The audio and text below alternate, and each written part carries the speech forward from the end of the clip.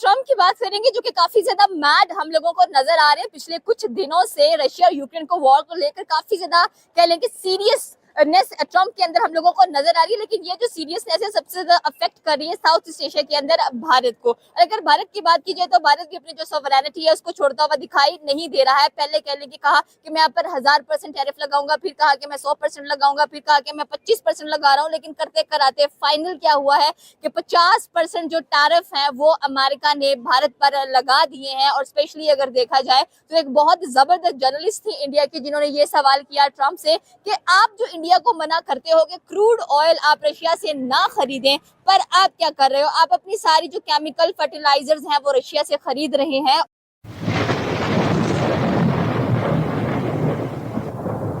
पहला सवाल हम यहाँ से शुरू करते हैं कि जब ट्रम्प को बोला गया कि आपने रशिया से भारी भरकम रुपए देकर वहां से आप फर्टिलाइजर्स खरीदते हैं, केमिकल खरीदते हैं, तो फिर भारत को किस मुंह से कह रहे हैं आप कि भाई आप वहां से क्रूड ऑयल परचेज ना करें और क्रूड ऑयल परचेज करने के बाद आप ओपन मार्केट में भी इसको सेल ना करें। ये तो ट्रम्प की जो हिपोक्रेसी है वो नजर आ रही है। देखिए, ट्रम्प एक बिजनेसमैन है और बिजनेसमैन जो होता है वो किसी को भी नाराज नहीं करता बल्कि वो अपना फ़ायदा सोचता है। तो Trump being an American president obviously America का फ़ायदा सोच रहा है इस वक्त कि अमेरिका को किस चीज़ के अंदर फ़ायदा है। वो एक बहुत बड़ा रेवेन्यू जनरेट करता है अमेरिका से और अमेरिका को इन रिटर्न बहुत कोई ऐसी चीज़ नहीं भेज सकता इंडिया जो इंडियन यूज़ करते हों। तो लिहाजा अब अमेरिका को बिलियंस ऑफ डॉलर्स पे करना पड़ता था हर साल इंडिया को। इंडिया की मीशत ताकतवर हो रही थी उससे, लेकिन अमेरिका को ऐसा जो रेवेन्यू के अंदर इतना फ़ायदा नहीं था। तो वो अब चाह ये रहे हैं कि इस रेवेन्यू को इंक्रीज़ किया जाए। अगर $100 बिलियन की इंपोर्ट आती हैं अमेरिका में तो उसका जो अच्छा खासा जो उसका फ़ायदा है वो गवर्नमेंट को भी हो।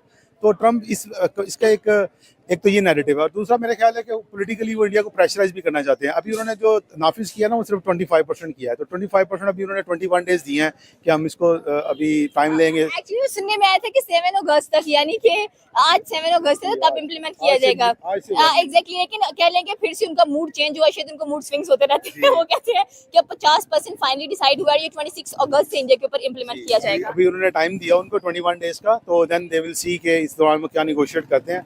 तो इंडियंस अपनी कोशिश कर रहे हैं कि वो इसको कम करवा लें, लेकिन ट्रम्प इस मूड में नज़र नहीं आ रहे। ट्रम्प फिलहाल एग्रेसिव मूड में है और वो ये देख रहे हैं कि जो है इंडिया को जितना दबा सकते हैं दबाएं। उनको थोड़ा सा पर्सनली मेरा ख्याल है कि वो कोई पर्सनैलिटी क्लैश भी है इस वक्त मोदी के साथ। तो जो वो मोदी का क्लैश, जब इलेक्शंस हुए हैं तब तो अच्छा खासा ट्रम्प ने कहा कि इस बार मोदी सरकार, और मोदी ने भी कहा कि इस बार ट्रम्प सरकार, तो फिर इतने एकदम से क्लैशेस क्यों इतने ज्यादा नजर आ रहे हैं। और अगर हम लोग देखें तो जो ट्रम्प का पहला टेन्योर था उसके बाद हमें बाइडन, उसके बाद हम कह लें कि ओबामा है, बाइडन है, बुश है, सबके साथ काफी अच्छे ताल्लुकात हैं भारत के। इस बार आई थिंक कि जो ट्रम्प है वो थोड़े से मेंटली रिलैक्स नजर नहीं आ रहे हैं। देखिए, मोदी सरकार और ट्रम्प ये दोनों नेशनलिस्ट हैं। ये दोनों जो हैं अपने अपने मुल्क के अंदर जो मोदी है वो हिंदुत्व का प्रचार करता है और जो अमेरिकनिज्म का है कि America is a great country, I will make America great again, ये उसका जो है ना वो ट्रम्प का एक अपना स्लोगन है। तो ये दोनों जब इतने सख्त नेशनलिस्ट आपस में मिलते हैं ना तो उनका पर्सनैलिटी क्लैश भी कहा जाता है।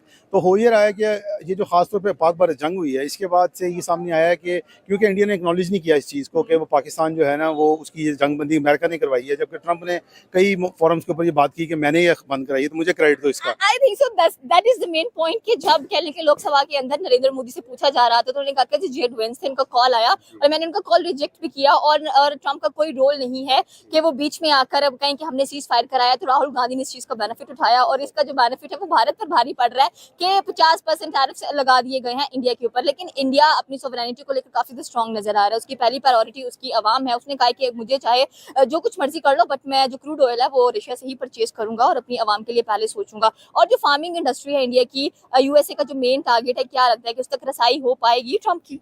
देखिए, वो इस वक्त फूड जो है ना वो दुनिया का एक इशू है क्योंकि जिस तरह आबादी बढ़ती जा रही है फूड क्राइसिस दुनिया में बढ़ रहा है। खासतौर पर यूक्रेन जो था वो एक बड़ा फूड प्रोड्यूसर था, तो उसके बाद उनको कोई ऐसी लैंड्स नहीं है जहाँ पर वो फार्मिंग कर सकें, फूड प्रोड्यूस कर सकें, अपने मुल्क के अंदर फूड लेके जा सकें। अच्छा, ठीक है। तो दोस्तों ये थे पाकिस्तानी पब्लिक के रिएक्शन और आपने वीडियो में देखा ना, अब पाकिस्तानी भी इंडिया का लोहा मान गए हैं क्योंकि काफी दिनों से American president Donald Trump India के पीछे कुत्ते की तरह भौंक रहे थे, लेकिन अब इंडिया ने भी अमेरिका को जवाब देना चालू कर दिया है। जी हाँ दोस्तों, अमेरिका ने इंडिया को धमकी दी थी कि अगर इंडिया रशिया से सस्ता ऑयल खरीदेंगे तो अमेरिका इंडिया पे हेवी टैरिफ लगाएंगे और अब तो टैरिफ लगाने की बात भी कर दी है। फिर भी इंडिया रशिया से सस्ता ऑयल भी ले रहा है। और दूसरी बात दोस्तों, अमेरिका चाइना को भी काउंटर करना चाहता है, तो इंडिया ने चाइना के साथ बड़ी बड़ी बिजनेस डील कर ली। इतना ही नहीं, अगले महीने तो मोदी जी एससीओ की समिट अटेंड करने के लिए चाइना भी जाने वाले हैं और रशिया के प्रेसिडेंट पुतिन को भी इंडिया ने इनवाइट कर लिया है। और दोस्तों, अब तो इंडिया की इकोनॉमी भी दुनिया की टॉप इकोनॉमी बन गई है और इंडिया मिलिट्री पावर में भी बहुत आगे आ गया है। और इतना ही नहीं, इंडिया की फॉरेन पॉलिसी भी अब तो इंडिपेंडेंट है। इसलिए इंडिया ने पूरी दुनिया को बता दिया है कि इंडिया के अंदर कोई इंटरफियरेंस नहीं कर सकता। इंडिया को जहां पे फायदा होगा वहां पे डील करेंगे, उसमें अमेरिका कोई भी इंटरफियरेंस नहीं कर सकते। तो बस दोस्तों, आज के वीडियो में इतना ही।